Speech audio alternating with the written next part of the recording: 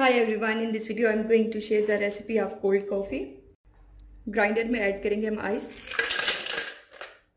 Add sugar 2 tablespoon है, instant coffee 2 tablespoon, ice cream है, vanilla ice cream है ये,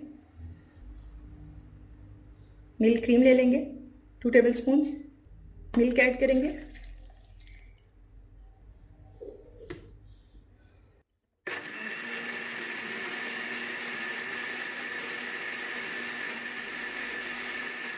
इसको अच्छे से ब्लेंड कर लेंगे।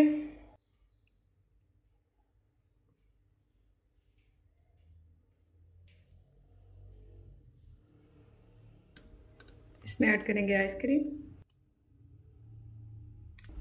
Add some chocolate syrup. It's ready.